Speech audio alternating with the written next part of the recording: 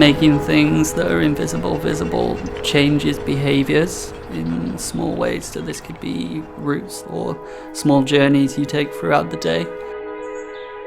Air pollution is made of tiny aerosols. It's invisible to your eyes, but not invisible to your lungs. This project is really a starting point for a bigger picture where we envision a future in which you have augmented sculptures across the city.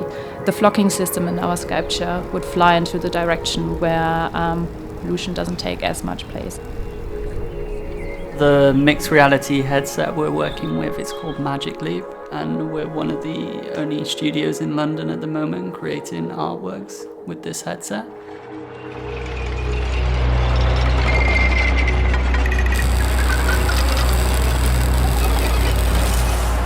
The sensor reads small pollutants which can pass through the skin.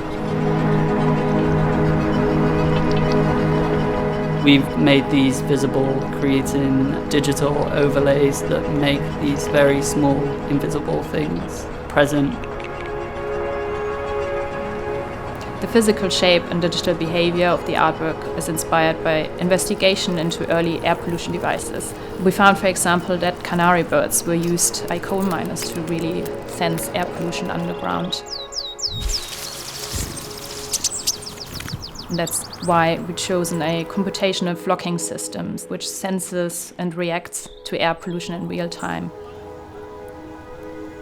And visualize those invisible changes of air quality in a poetic way.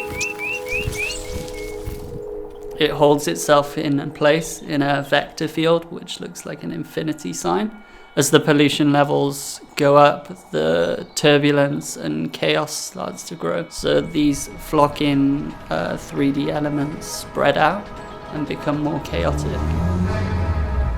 The sculpture we see is something that can be movable and exhibited at different locations. They'll be able to compare it to other places it's been exhibited.